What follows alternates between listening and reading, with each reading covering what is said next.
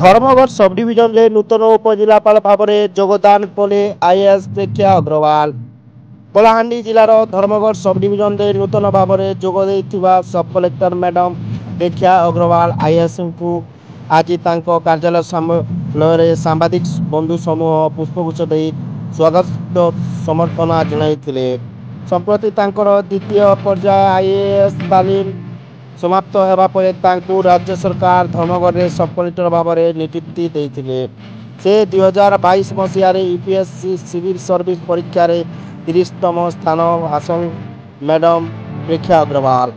ସେ 2018 ମସିହାରେ ଭୋପାଳର national institute of ଟେକ୍ନୋଲୋଜିରୁ electronics ଏବଂ କମ୍ୟୁନିକେସନ ଇଞ୍ଜିନିୟରିଂରେ ବିଟେକ୍ ପାସ୍ କରିଥିଲେ।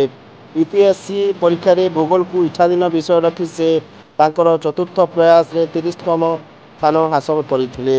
ସବ୍ କଲେକ୍ଟର ଭାବରେ ଯୋଗଦାନ କରିବା ପରେ ସେ ସୁଶାସନ ମଡେଲ ଏବଂ ସରକାରୀ ନୀତିକୁ ତୃଣମୂଳ ସ୍ତରରେ କାର୍ଯ୍ୟ କରିବା ସହିତ ସ୍ଥାନୀୟ ସମସ୍ୟାର ସମାଧାନ କରିବାକୁ ପ୍ରୟାସ କରିବେ ବୋଲି କହିଥିଲେ। ସେ ସମସ୍ତଙ୍କର ସହଯୋଗ କାମନା କରିଥିଲେ। କଳାହାଣ୍ଡିରୁ ଡବ୍ଲୁଧର ଭୋଇଙ୍କ ରିପୋର୍ଟ, ସମ୍ବିଧାନ ନ୍ୟୁଜ୍।